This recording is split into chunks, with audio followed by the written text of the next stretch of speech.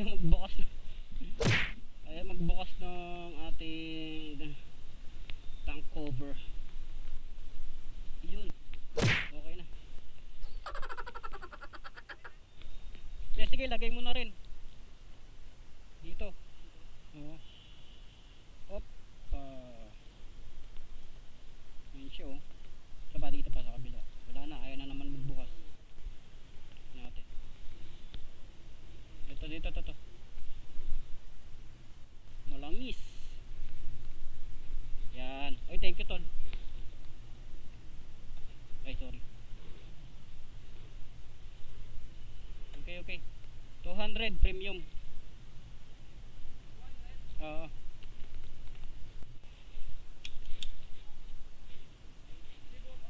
Okay na ako. Thank you. Thank you.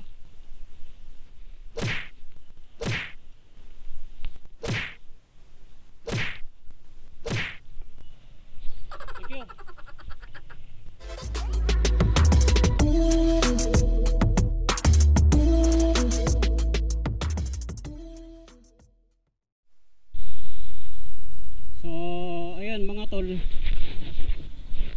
Sana malinaw yung audio natin. Check ko na lang mamaya rin. Gusto ko lang sabihin sa inyo mga tol na itong video na to part 2 ng ating 1,000 subscribers. Shoutout. Woo!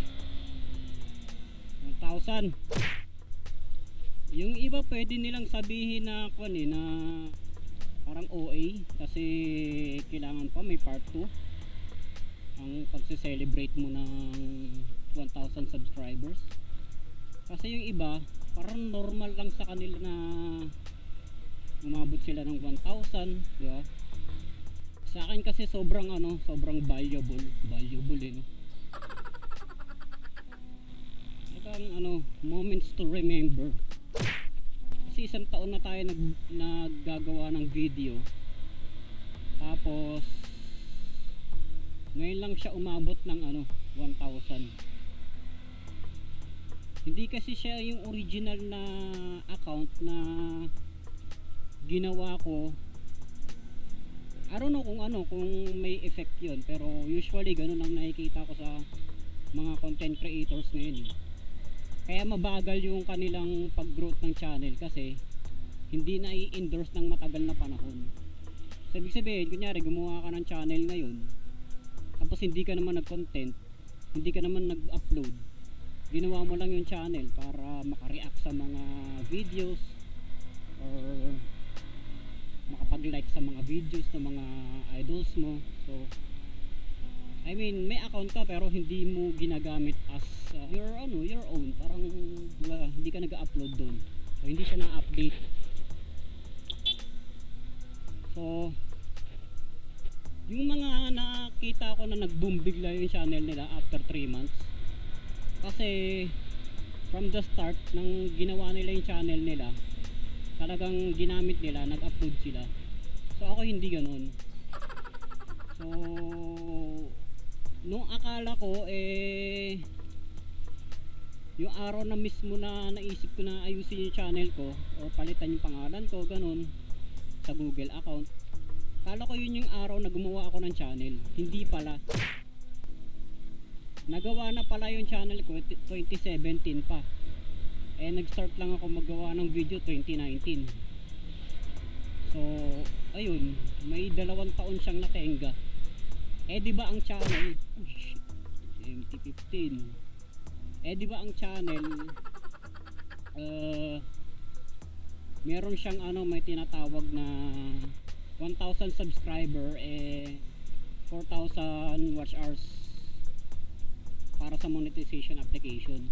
Tapos yon in 1 year. Ngayon kung hindi mo yun na-meet, parang babalik ka sa zero, babalik ka. Hindi naman zero kung saan ka natapos. So dun lang. Explain ko yun sa mga susunod siguro. Magkaroon tayo ng tutorial pagdating dyan sa channel na yan. Pero ang point ko ngayon is kaya siguro tumagal yung video ko or Kaya tumagal yung aking subscribers, yung pag-boom ng channel ko. At hindi siya talaga napupunta sa suggested channels. Okay, kasi wala naman siyang isasuggest eh. Sa loob ng 3 taon na yun eh. So hindi talaga isasuggest ni YouTube yung channel mo kasi wala ka naman nilalapag eh.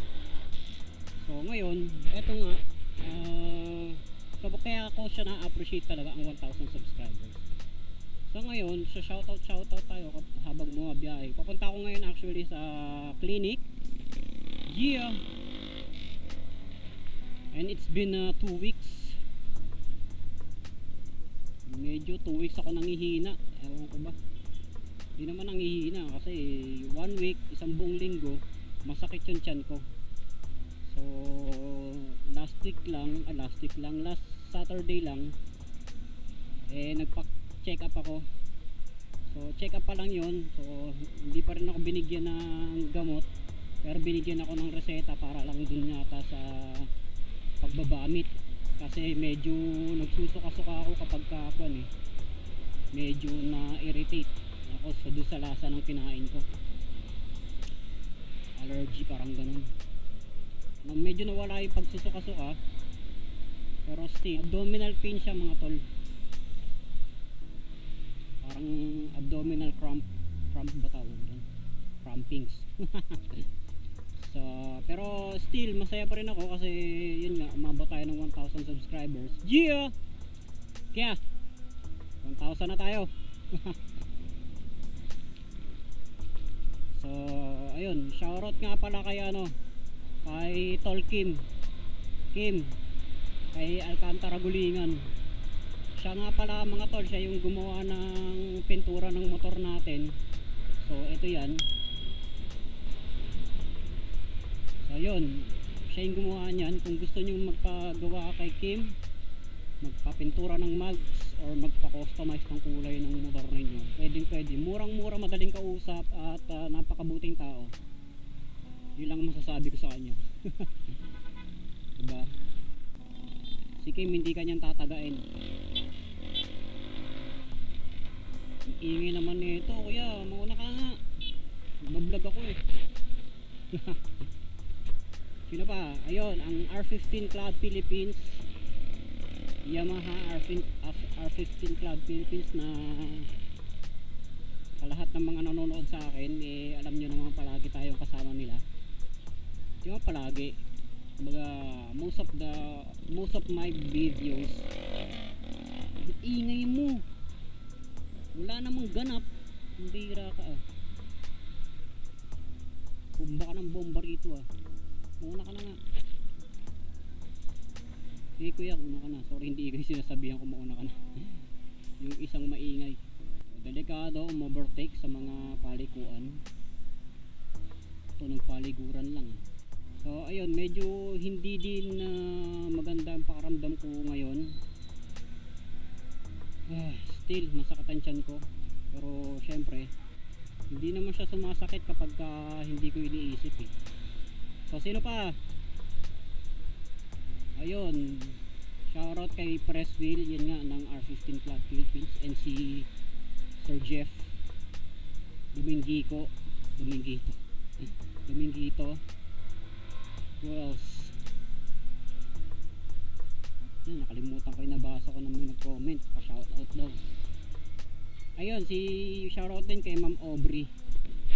Si Ma'am Aubrey, new YouTuber. Bagong-bago lang yung channel niya. Naka R15 din siya, and kasama rin natin sa grupo yon. Hindi siya rito sa Manila, or hindi siya rito sa NCR group.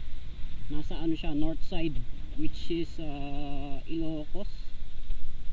Gawing Bigan, pag ganun. Sino pa? Ayun, salamat din syempre sa Rock Moto nga. Dahil ang Rock Moto ang nangangalaga ng ating motor. Thank you. And shoutout din sa business ni Boss Jed sa Chicken Alright Chicken. Tagline ni Boss Jed yun Alright, ganun.